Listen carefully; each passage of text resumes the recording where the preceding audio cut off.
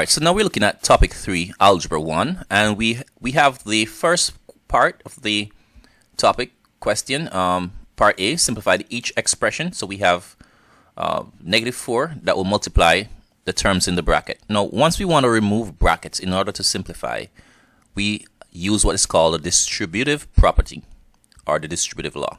So we're going to take the -4, multiply it by x, then take the -4 again, and multiply by the 3. But this is not just 3. Because we have a minus before it, we say -3.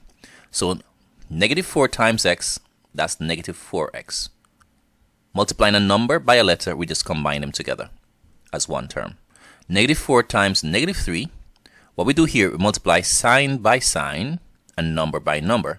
So negative times negative, that's positive. Alright, that's positive. And the 4 times 3, that's going to give us 12. Now, we cannot add a number to a variable term. So this 12 has no x. It doesn't have an x on it.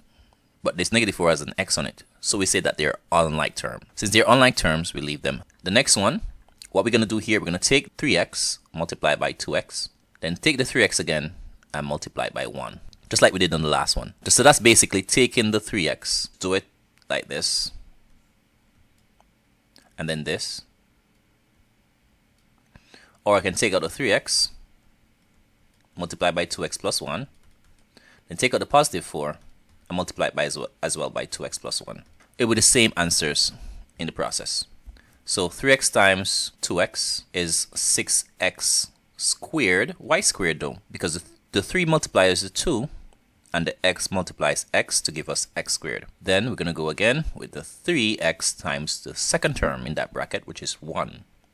Any quantity times 1 give you back the same quantity. So it would have been the same thing if you had taken the 3x and multiplied by 2x here. And go back to the 3x again, but multiply by 1 this time. Same concept. Then we're going to go to the 4. And we're going to do the same thing. 4 times 2x, which is going to give us what? 8x. And 4 times 1, which will be +4. Now, the only terms that are like terms here, like terms are terms, once they're variable terms, they must have the same variable or series of variables with the same powers on those variables. So the only ones that are like terms here are the x terms in the middle.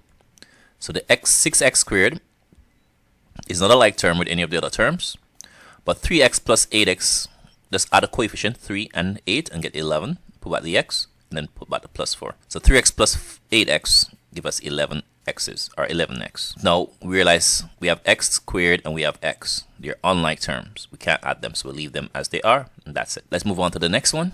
We have, now this one is set up kind of similar to this, what we have here. So same process. 4 times x is 4x. 4 times 3 is going to give us 12. Now we have a negative here. What the negative does, it changes the signs. So -2 times x. The x is positive, so there's going to be a -2x. Well, let's simply say we're combining them, right? The negative times +7, so we can think of the negative changing the positive to a negative. And the 2 times 7 is 14. Okay, remember, negative times negative is equal to positive, and positive times positive is equal to positive. So when the signs are the same and you multiply them, you get positive, whether they are 2 negatives or 2 positives. Now, obviously, if they are different signs, you multiply them, you'll get a negative. Just like we see that the -2 times a +7 gave us a -14. Now, when it comes to the laws of indices, you have to remember, when you're multiplying two quantities, particularly the variables, and they're the same, well, you're going to keep that variable, known as the base, and add the powers. So we're going to multiply the coefficients, the 6 and the 3. 6 3s, 18. But notice what happens with the y's. So we have the y to the 5th power and then y to the 4th power. What do we do with those? Well, they have the same base in y, so we're going to keep the y. I'm going to add the powers, 5 plus 4, and that gives us 18y to the 9th power. So you're wondering again, if you have two quantities with the same base, you add their powers. This one now, we're going to divide as usual. 12 divided by 4, okay, 4 into 4 goes once, into 12 goes 3 times. So give us a 3 there. Now dealing with these powers, x to the 6 divided by x to the 11. We're dividing two quantities with the same base. 12 divided by 4, which is 3. X to the 6 divided by x to the 11th power. Just like when we multiplied the y here by the y here.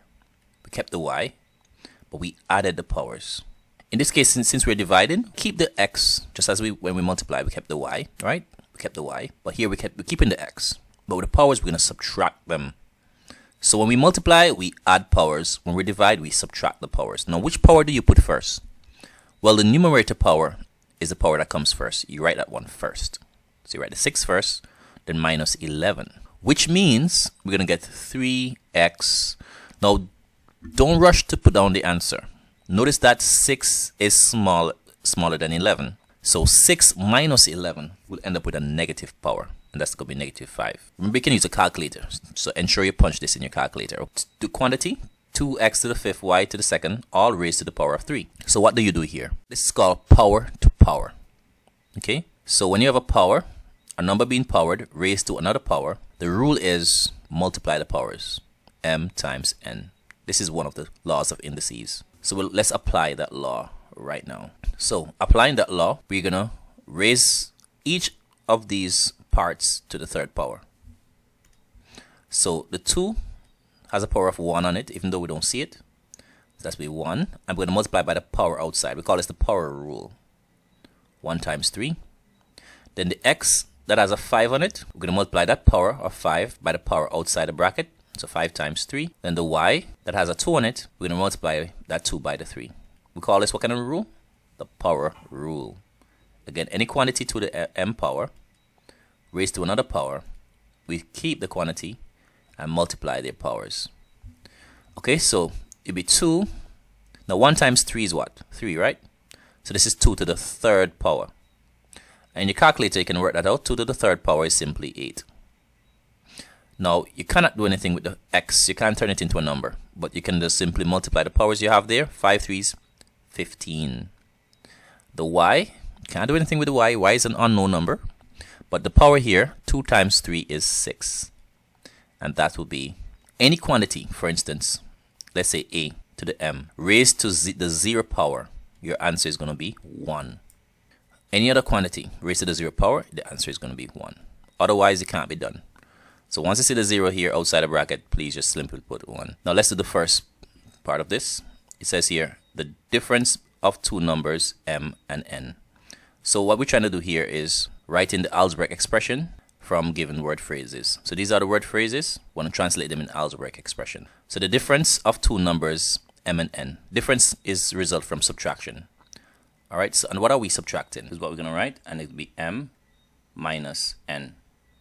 So this means the difference between the two numbers m and n. The cube of the sum. If you're going to cube some sum, that sounds funny. All right, so you're going to cube is a power of 3 really, right? Power of 3 on some quantity. That's the cube. Power of 3 onto some quantity. What quantity we're dealing with? Well, the sum. The quantity we're referring to here is the sum. Sum of what? We'll put a plus here to indicate sum of two numbers, x and y. So it's the cube of the sum of two quantities, and those two quantities are x and y. So remember, x and y just represent two numbers. 9 times a number y. 9 times a number y. If we say 9 times a number y, that's be 9y. Very easy one. All right, next one. 17 less than. Okay, if something is 17 less than a certain amount. If I say 5 less than 10. What is 5 less than 10? 5, right? Because you minus 5. 5 less than 10. So minus 5 from 10. So 17 less means we're going to minus 17 from some quantity. What quantity is that? The quotient of x and y. What's quotient? Quotient is the result from division. Product, for example, product. 17 less than the quotient means we're looking at the result from what we divide. Now, what two numbers are we dividing? X and y. Put the first one, x divided by y. So this is 17 less than the quotient of x and y. We have cube, remember, that's the power. Cube, right? This is cube. This means x cubed. So you want to remember, know what this little power here of 3 means. If we have a 2 at the top, what that means? X squared. So you want to remember those, okay? Squared and cube. Sum, difference. I think I wrote these the other way around, but I think that'll be fine, right? So we have product, quotient, sum, and difference.